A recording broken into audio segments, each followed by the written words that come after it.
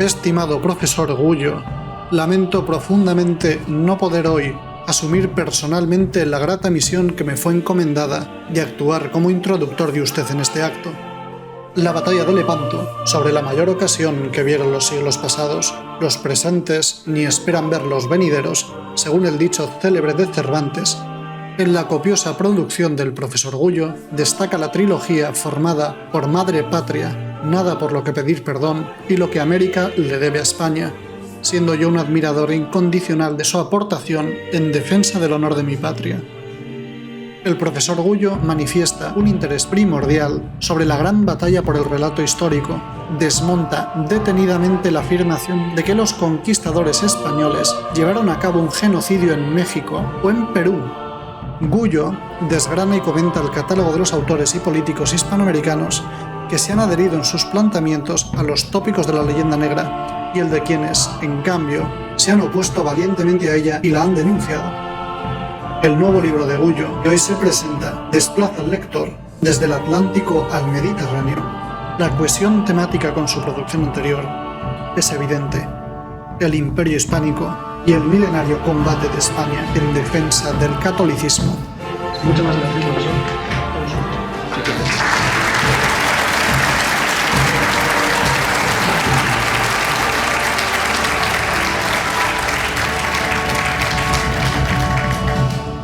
Buenos días. ¿Se escucha bien? ¿Sí?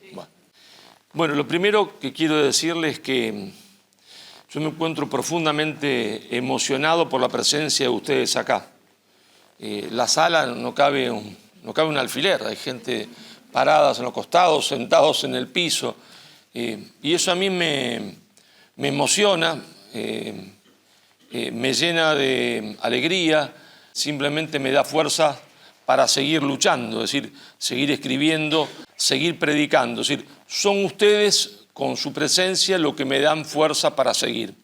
La suerte del conocer la verdad, Dios no se la da para que uno conozca la verdad y la guarde, ¿no? Como aquel que le dio un talento, ¿se acuerdan? Que repartía, ¿no? Y lo guardó y después le devuelve el talento, ¿no? Entonces le dice siervo malo e infiel.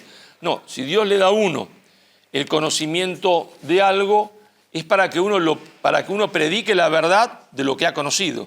Hace muchísimos años atrás, yo era jovencito, allá lejos y hace tiempo, trabajaba y estudiaba ciencia política en la Universidad Nacional de Rosario, en Argentina. En la librería de libros viejos encuentro un libro que era una serie de discursos de Juan Domingo Perón, que había sido presidente de Argentina, 3 veces presidente constitucional. Yo, por curiosidad, lo compré, sabiendo que en mi casa esos libros estaban prohibidos, porque mi padre era un antiperonista rabioso, furioso, furibundo, ¿no? Y quedé impactado del discurso del día 12 de octubre de 1947. Me deslumbra el discurso y la explicación que da de la presencia de España en América, de la reivindicación de la presencia española en América. Dice cosas como España es el nuevo Prometeo, ha quedado amarrado a la roca de la historia. Y el discurso causó un impacto en mi persona muy grande porque fue como cuando San Pablo se cae del caballo, es decir, descubro la falsedad absoluta de la leyenda negra. Sin embargo, los avatares de la vida me llevan a terminar mi carrera, a ser profesor y especializarme en la política internacional y específicamente dentro de la política internacional en la historia de la construcción del poder de las naciones. Entonces, escribir sobre la historia de España y la leyenda negra no suscitaba en mí una necesidad, porque la necesidad salía de la obligación de conseguir dinero para poder mantener la familia. Y entonces tenía que trabajar dentro de lo que estaba, dentro de lo que era mi especialidad dentro de la universidad y dentro de la Escuela Superior de Guerra, así es la construcción del poder de las naciones. Cómo construyó Estados Unidos su poder nacional, cómo lo hizo Alemania, cómo lo hizo Corea, cómo lo hizo Japón, cómo lo hizo China. Pero claro, hay necesidades que no tienen que ver con las necesidades económicas, que tienen que ver con las necesidades del espíritu. Cumplir con una obligación, cumplir con una obligación. Es decir, si uno conoce la verdad debe ser predicada. Pero hay momentos en que uno percibe claramente que es el momento. Y ese momento yo lo percibí, comencé a percibirlo ya siendo todavía más joven, pero no escribiendo, cuando estaba en la Escuela Diplomática de Madrid, donde había gente de Nicaragua, El Salvador, Cuba, República Dominicana, Colombia, Argentina, Venezuela, Perú, y por supuesto españoles, claro, ¿no? También había alemanes y también había japoneses y coreanos, pero ahí tuve la primera percepción, la primera vez que salía de Argentina, ya no teórica, sino vivencial de la hispanidad. Porque una cosa es estudiar, entender en teoría las cosas, otra cosa es estar ahí y decir, joder, estos son iguales a mí. Yo miro a un colombiano, a un venezolano, a un español, y con solo guiñarle el ojo ya él entiende qué es lo que yo le quiero decir. Y a los alemanes le puedo guiñar el ojo 100 años seguidos y no saben qué quiero decir. Es decir, uno entiende que somos lo mismo, que la hispanidad es un cuerpo vivo, que existe, pero hasta que no lo experimenta, y esa forma de experimentarlo es extraordinaria, porque era como viajar a toda la hispanidad al mismo tiempo. Había de todos los rincones de la hispanidad. Pero ahí ya comienzo yo a percibir, era el año 1989, que las cosas en España andaban mal. Para todo el mundo andaba bien, era fenomenal. Y yo ya comienzo a percibir que España estaba en un Titanic, que el caviar seguía distribuyéndose, el champán, el jamón, pero que no se daban cuenta que alguien había hecho un agujerito en el fondo del barco. Ya no se reivindicaba la obra de España en América. Se inventa el encuentro. No se puede decir la palabra descubrimiento. ¿Cómo no se va a poder decir? Usted es un ignorante, no sabe qué quiere decir la palabra. Con descubrir yo no estoy, se entiende, ofendiendo a nadie, ni tampoco estoy diciendo que yo fui el primero que llegó ahí. No, descubrir quiere decir otra cosa, ¿está? Yo siempre lo explico así, mira, soy como un mago, ¿eh? Acá hay un celular, ¿no? ¿Sí o no? Sí. Yo lo tapo todo, ¿está? Tapo el celular. Vienen los vikingos, el celular es América, ¿no? Vienen los vikingos, pim, ven el celular, ven América, no se lo cuenta a nadie y se van. ¿Va? ¿Descubrió algo? No. Vienen los fenicios, dicen otros. Miran y se van. ¿Descubrió algo? Pues no, hombre. Ahora, cuando España saca el velo, es decir, descubre, da a conocer al mundo la existencia de América, España es la descubridora. Los demás pueden haber llegado antes. ¿Y qué? No descubrieron nada. Lo descubre España. Pero como la primera guerra es la guerra por los términos, porque quien domina, se le quiere quitar a España, ¿cierto? Esa gloriosa acción que fue la acción del descubrimiento. Sí, lo descubrió, claro. Porque los otros habían llegado, pero no se lo habían contado a nadie. Lo mantenían como secreto. España lo descubre. ¿Está? Obvio. Y ya empezaba todo a estar mal, era el encuentro. Inútil era decirle a los españoles que estaban equivocados porque la orquesta seguía tocando, ¿no? Arriba, la orquesta tocaba. No puedo dejar de decir que había un compañero mío entrañable en ese momento en clase, que se llamaba Jordi. Y entonces yo paseando por Cataluña, por la Rambla, cosa que ahora no puedo hacer porque cada vez que vengo me someten a entrevistas, a conferencias y todo, y no puedo ni ir a rezar al Cristo del Espanto. Pero bueno, paseando con Jordi, le digo, ya él era independentista. No lo decía, pero... Y yo digo, Jordi, ¿cómo termina esto que explicás vos? Todo esto que estás explicando. Y entonces en una confesión, así como un acto de confesión, me dice, bueno, hombre, al final, sí, al final, con la independencia. Todo estaba mal, pero nadie lo entendía. El origen de la mala política siempre es la falsa historia. No conozco la historia, estoy perdido. Imaginen lo siguiente, imagínense que yo voy a un médico, estoy enfermo del corazón. Mi padre fue al mismo médico, mi abuelo también porque estaba enfermo del corazón. Pero yo desconozco eso, desconozco que fueron a ese médico. Y tampoco conozco que mi padre murió del corazón ni que mi abuelo murió del corazón, porque nunca me interesó la historia de mi padre y de mi abuelo. Ahora, como me siento mal, voy al médico. Y resulta que ese médico es un médico tramposo. No quiere curarme, sino que quiere matarme. Y él le dio a mi abuelo una pastilla que lo mató. Le dio a mi padre una pastilla que lo mató. Yo voy al médico, como yo desconozco la historia, el mismo bandido me da la misma pastilla. ¿Y yo qué hago? Confío en el médico y me la tomo. Resultado, muero como mi padre y como mi abuelo. ¿Pero por qué? Porque no conozco la historia. Si yo conociese la historia, le diría, momentito, usted ya le dio esa pastilla a mi padre y se murió. Le dio esa pastilla a mi abuelo y se murió. Yo no la tomo. Pero como yo no conozco la historia, estoy condenado a repetirla, a ser de nuevo y reiteradamente engañado. Entonces el conocimiento de la historia no es una cosa que uno lo tiene que aprender porque es importante ser erudito, ni como quien compra un cuadro, compro el libro de Marcelo como quien compra un cuadro para adornar la biblioteca. No, es porque el conocimiento de la historia es fundamental, porque el origen de la mala política es la falsa historia. Y entonces yo escribí Madre Patria para desmontar esa leyenda negra, Nada por lo que pedir perdón y lo que América le debe a España. Claro, y ahora estamos presentando Lepanto, cuando España salvó a Europa. Y ustedes dirán, hay una ruptura de continuidad. No, no hay una ruptura de continuidad, porque la leyenda negra, los negros legendarios, el nudo de su pensamiento es que la historia de España es un error y un horror. Eso es lo que ellos creen, que la historia de España es un error y un horror. Y mienten y construyen una falsa historia de España. La falsa historia es el origen de la mala política. Ellos creen que toda la historia de España es un error y un horror.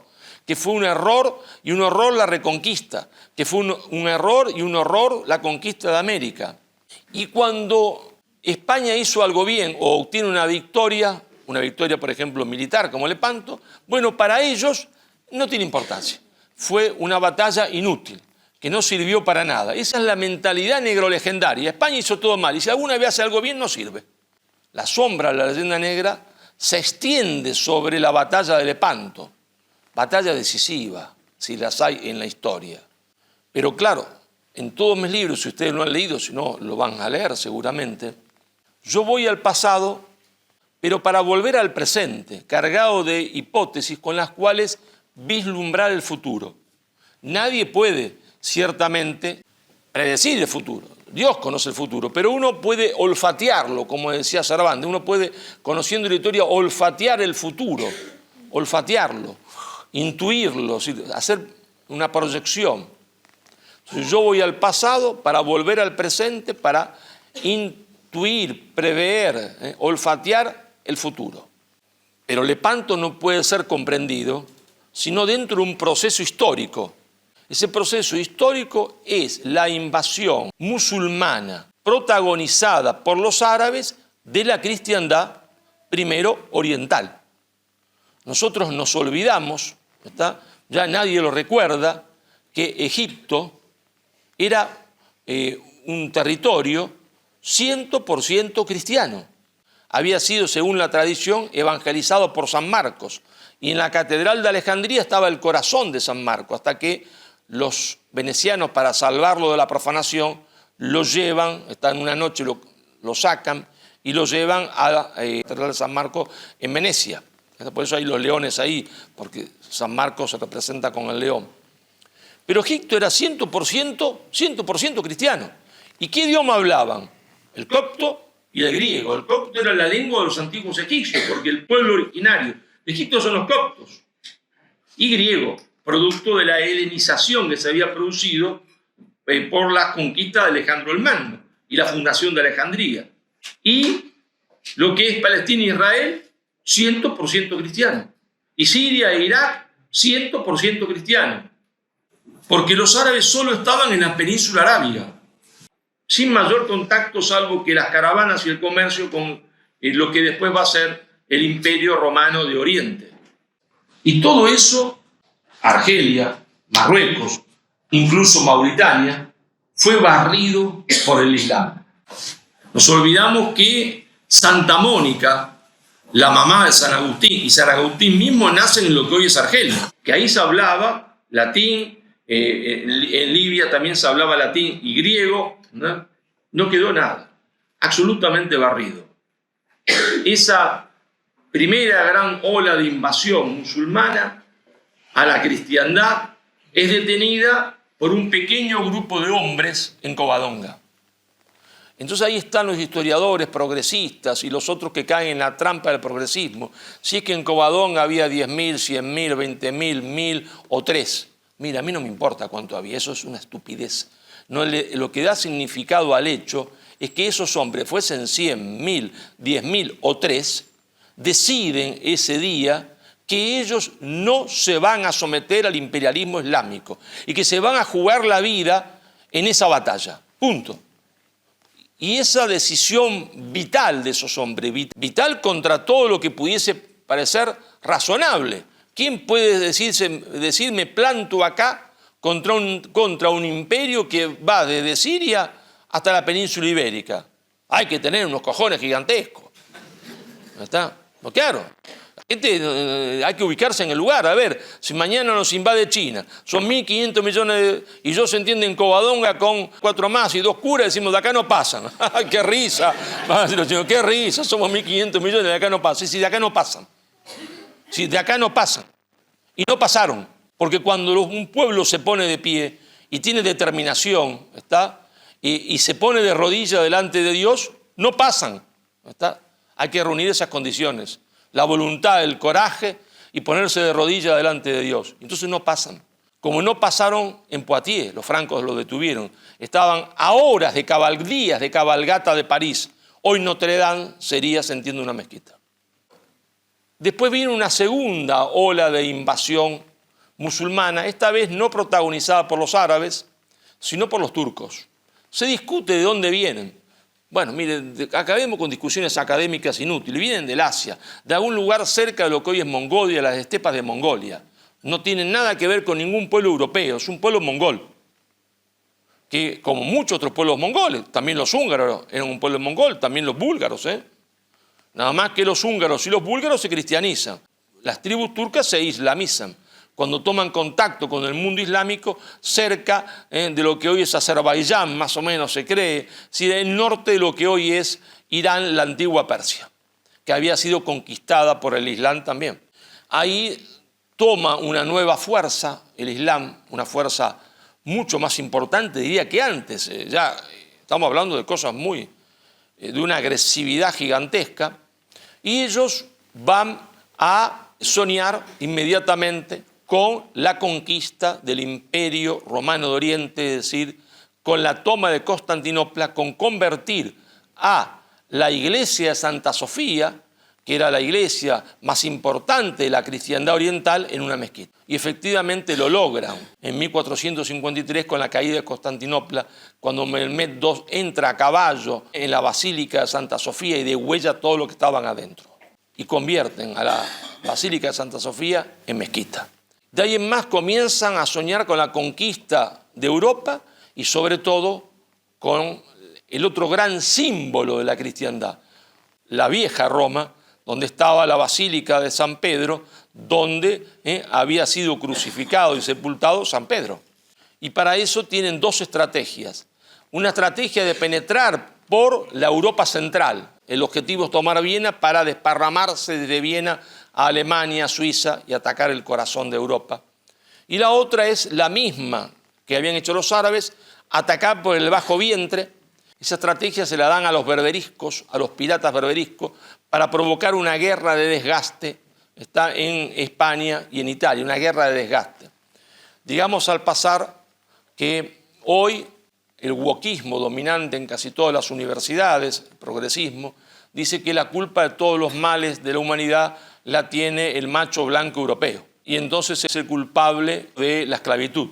Mire, pongamos las cosas en claro. Del año 1500 a 1700, aproximadamente, no digo que sea la cifra exacta, en el libro están las cifras exactas. De 1500 a 1700 hay 400, 500.000 africanos que son llevados como esclavos a América. Y de esa misma fecha, de 1500 a 1700, hay 1.500.000 o 2 millones de cristianos que son capturados en España, en Grecia, en Ucrania, en Rusia, para ser llevados como esclavos, sobre todo las mujeres como esclavas sexuales, y los niños fuertes para ser convertidos en genízaros, y los niños débiles se los castraba para ser convertidos en eunucos y juguetes sexuales, para ser llevados al mercado de esclavos de Constantinopla, que fue el mercado de esclavos más grande de la humanidad. Nunca hubo un mercado de esclavos tan grande, porque el Imperio Otomano fue un imperio esclavista. Y España los había detenido en Covadonga y había hecho la Reconquista. Recordemos que para un español de 1492, que estuviese acompañando a Isabel, a la más grande reina de la historia de España, la conquista de Granada no implicaba el fin de la Reconquista, porque ellos sentían que no solo le habían arrebatado a la cristiandad el territorio peninsular, sino todo el norte de África y Jerusalén. Por eso para Isabel el objetivo era la reconquista de Jerusalén, ese era el objetivo de Isabel. Por eso le dice a Colón que sí, porque el viaje de Colón tiene como objetivo atacar al Islam por la retaguardia, ellos no saben que está América. Entonces piensan dar la vuelta para atacar al Islam por su retaguardia. La fuerza turca parece indetenible. Solimán sueña y ha prometido, ha jurado convertir a San Pedro en una mezquita. Lo sigue su hijo, que no tiene el mismo vigor que su padre, ni el mismo carácter, pero que se ve obligado a cumplir el juramento de su padre. Y la situación de la cristiandad es complicadísima. Y sobre todo también complicadísima la situación de España, que parece estar lejos o alejada de ese frente de batalla del Mediterráneo oriental, porque Francia había sido la hija predilecta de la Iglesia, la hija primogénita de la Iglesia, porque los francos habían salvado a la cristiandad y al papado, porque España fue siempre para la Iglesia una cenicienta, esa es la verdad.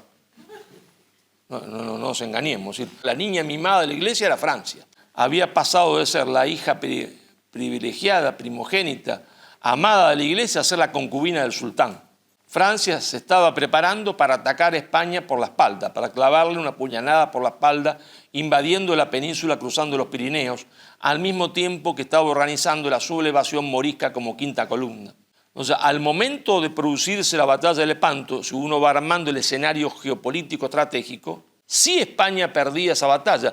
Y digo España no porque no sé que fueron también venecianos, por supuesto, que fueron genoveses y sirianos, sino porque si no estaba España no había batalla.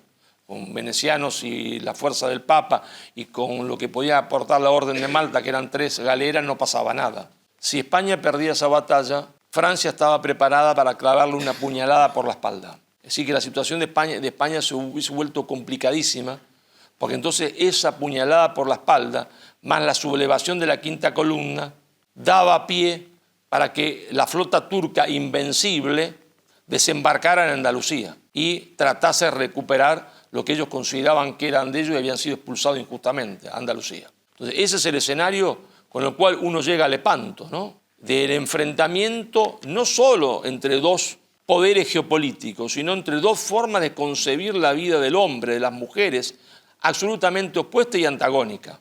En esa lucha entre esas dos grandes visiones contrapuestas, el que mejor lo entiende en ese momento es un soldado, que después va a ser un gran hombre de las letras, pero que es un soldado, un valiente, un cruzado, que está ahí porque quiere, nadie lo obligó. Nadie obligó a Cervantes a subirse a los barcos, Él sube porque quiere. Y nadie lo obligó a pelear en Lepanto porque está enfermo de fiebre, calentura, además. Y sus superiores le dicen, usted no puede pelear. Y él dice, yo prefiero combatir, morir se entiende en combate a morir de fiebre acá. Cervantes lo comprende perfectamente desde un principio. Por eso digamos también al pasar que si Cervantes se levantase de su tumba hoy, el innoble que ha hecho esa película sobre él, Cervantes, digo innoble por decirlo menos, ¿no? Cervantes, como era un hombre de honor, lo retaría a duelo a las armas que él quisiese. Y por supuesto le cortaría la cabeza de un solo tajo, ¿está? Y se acabó el problema.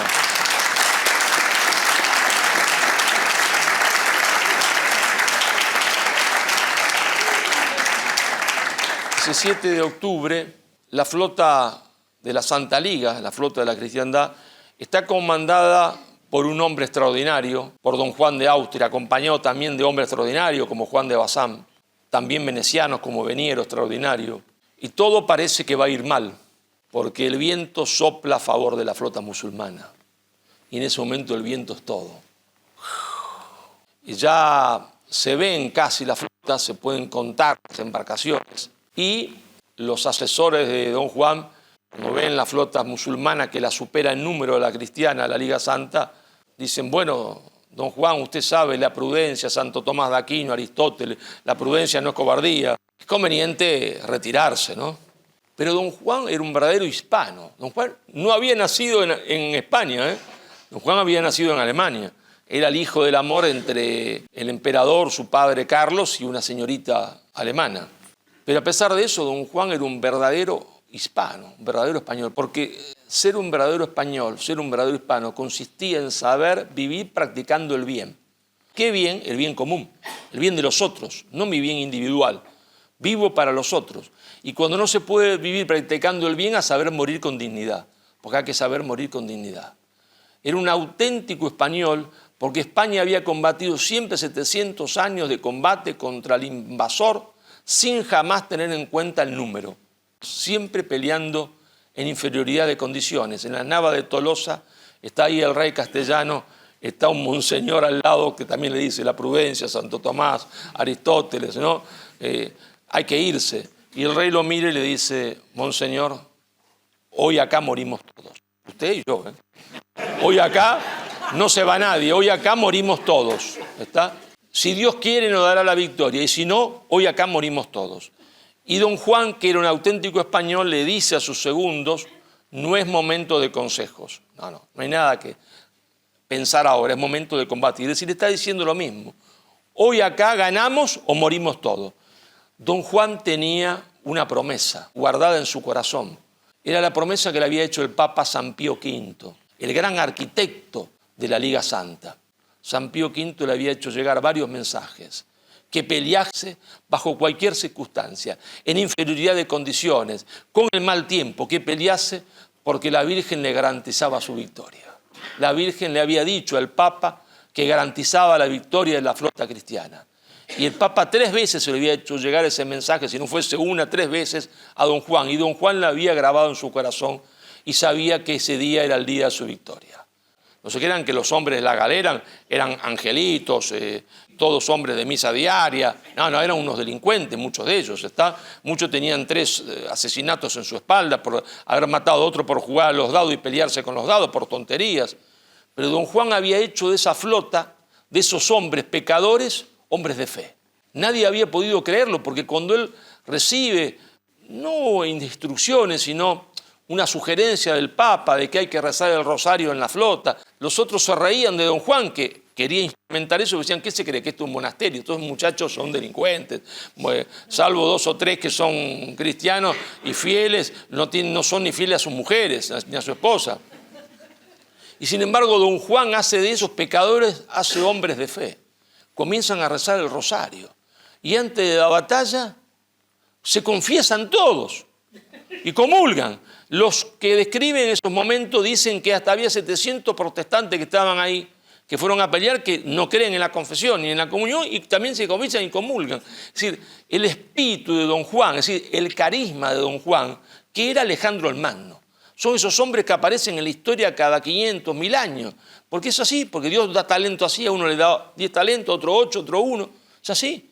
Y a don Juan tenía talentos naturales para ser un conductor militar y un conductor político. Era Alejandro el Magno. Y en el transcurso de Mesina, Lepanto, esa flota ya ahora es una flota cristiana. Son esos delincuentes, esos malvivientes, algunos sí, otros no. Ahora son hombres de fe. Y van a pelear con la mejor arma que se puede pelear, que es la fe. Es decir, no teniéndole miedo a la muerte. No teniéndole miedo a la muerte porque saben que Dios le ha prometido otra vida. Entonces esa flota es invencible. Y de repente el viento cambia, ¿no? El viento soplaba a favor de la flota musulmana, a favor del Islam. Parecía que estábamos perdidos. El viento de la historia cambia. Por eso no hay que desalentarse en los peores momentos que nos toque pasar. Y que nos van a tocar pasar, porque vendrán tiempos muy malos para España, donde el viento de la historia parecerá que sopla en contra de nosotros. El viento, se entiende, parecerá que sopla a favor del demonio. Y sin embargo, tenemos una promesa siempre y el viento en un momento cambiará y soplará de vuelta a favor de la flota cristiana, a favor de España. No les voy a contar todo el libro, porque después me pasa como siempre, cuento el libro también que nadie me lo compra. Pero sí, vamos a finalizar con esto. Esa batalla, yo les dije que voy al pasado para venir al presente y al futuro. Esa batalla es una batalla inacabada, no terminó nunca. La dirigencia de ese mundo sigue soñando con convertir la Basílica de San Pedro en la mezquita más grande del Islam. Y seamos sinceros, la Iglesia siempre se olvida de España, lamentablemente. Y se olvida que si la victoria en Lepanto, su santidad, León XIV, no estaría en Roma. Yo no sé dónde estaría, si en París, Marsella, Lyon, pero en Roma no, porque Roma hubiese caído primero Sicilia, después Nápoles, de Calabria, Nápoles, hubiese caído en poder musulmán y hoy sería una mezquita. Para ellos es una batalla inacabada. El último capítulo del libro se llama Lepanto, la batalla inacabada. Y yo, dado que es un tema que atañe a la propia supervivencia de la nación española, del pueblo español, como cuando uno está en juego su supervivencia porque cree que está enfermo, ¿qué hace? ¿Va a un médico o a varios? No, a varios. Yo estoy muy embromado de salud, ¿no? Y quiero tener distintas opiniones, ¿no es cierto? Para saber si me tienen que operar o no, qué hacer. Bueno, en ese último capítulo, ante el problema que no hay que ocultarlo más, que es el problema de la presencia del antiguo enemigo en territorio español, fui a preguntar, en algunos casos personalmente, en entrevistas y en otros recurriendo a los libros, a los más importantes pensadores de Europa. Giovanni Sartori, pensador antifascista, liberal, a Gilles Lipovetsky, pensador progresista, francés, hombre reconocido, le hice una entrevista personal, autor de la terminología, la posmodernidad, con libros conocidos en el mundo como El imperio del efímero. Fui a entrevistarlo a Jacques Attali, otro hombre representativo del pensamiento progresista en Francia, también asesor de Mitterrand. Por supuesto, recurrí a los libros del cardenal Sara, también a pensadores marxistas modernos como Diego Fusaro, todos. Dije, acá hay que buscar a muchos médicos y cada uno que diga su diagnóstico. Después yo, en la conclusión, daré el mío. Pero primero quiero ofrecerle a ustedes todos los diagnósticos. Si no, miren, no es que esta es mi opinión, que mi opinión no vale nada. Pero acá tengo la opinión de todos, de los que se consideran los 10 mejores médicos de Europa. Médicos metafóricamente hablando, pensadores. De los 10 mejores pensadores de Europa. Y pongo todos, los que están a favor, en contra, todos están ahí. Después doy mi opinión en la conclusión. Es una frase recopilada de San Juan Pablo II, una profecía de San Juan Pablo II. Y dice así: veo a la iglesia afligida por una plaga mortal, más profunda y dolorosa que las de este milenio. Recordemos, él estaba hablando antes del año 2000. Se llama islamismo. He visto las hordas venir de occidente a oriente. Curioso, dice de occidente a oriente. Él está pensando en su Polonia natal. Está pensando que van a invadir Polonia desde Francia. He visto las hordas venir de occidente a oriente. Invadirán Europa, que será un sótano lleno de antigualias, penumbra y telarañas. Recuerdos de familia.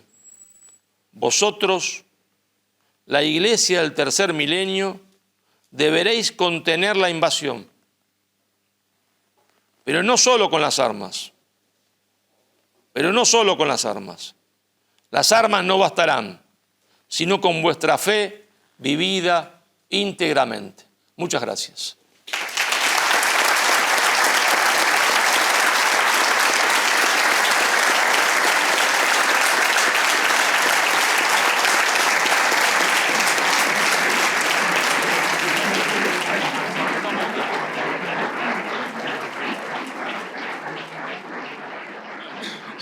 cuento la misma anécdota, ¿no?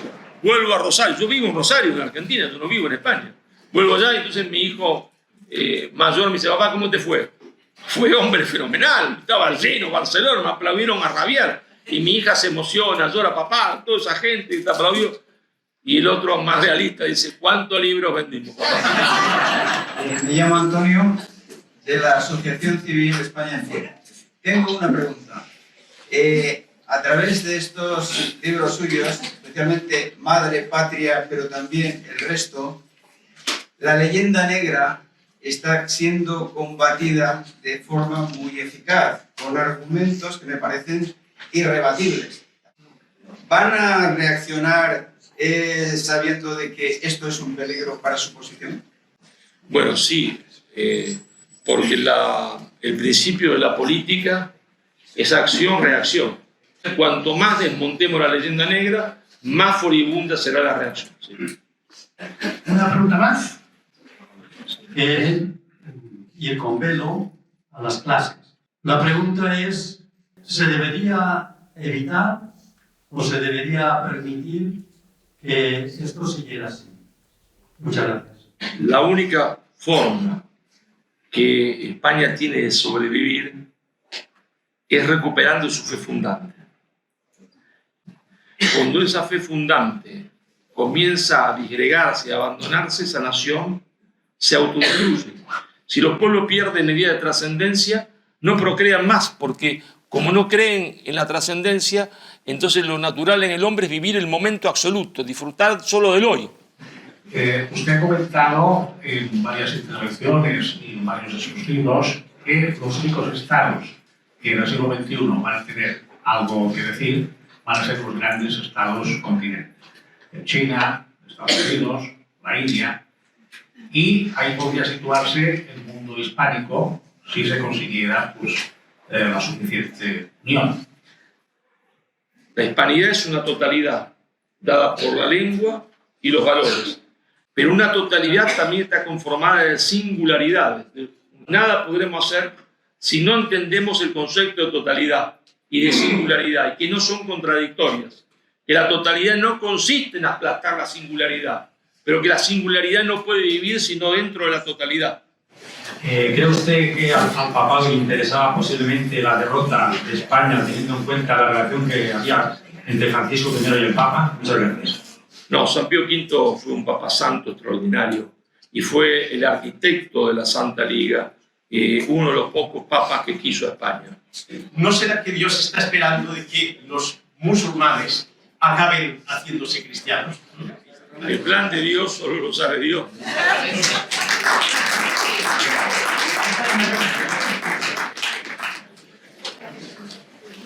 Y remarcando así el papel de la Virgen en la victoria de Lepanto, pues qué manera más oportuna de agradecérselo, rezando los puntos. Nos hemos pasado de las 12, pero bueno, la Virgen lo recibe. En el nombre del Padre, del Hijo y del Espíritu Santo, el ángel del Señor anunció a María. Dios te salve María, llena eres de gracia, el Señor es contigo. Bendita tú eres entre todas las mujeres y bendito es el fruto de tu vientre, Jesús. Santa María, Madre de Dios, ruega por nosotros pecadores, ahora y en la hora de nuestra muerte. He aquí la esclava del Señor. Hágase en mí según tu palabra. Dios te salve María, llena eres de gracia, el Señor es contigo. Bendita tú eres entre todas las mujeres y bendito es el fruto de tu vientre, Jesús. Santa María, Madre de Dios, ruega por nosotros pecadores, ahora y en la hora de nuestra muerte. Y el Verbo de Dios se hizo carne. Dios te salve María, llena eres de gracia, el Señor es contigo. Bendita tú eres entre todas las mujeres y bendito es el fruto de tu vientre, Jesús. Santa María, Madre de Dios, ruega por nosotros pecadores, ahora y en la hora de nuestra muerte. Ruega por nosotros, Santa Madre de Dios. Para que seamos dignos de alcanzar las promesas de nuestro Señor Jesucristo. Oración. Infunde, Señor, tu gracia en nuestras almas, para que los que hemos conocido por el anuncio del ángel la encarnación de tu Hijo Jesucristo, conducidos por los méritos de su pasión y cruz, seamos llevados a la gloria de la resurrección.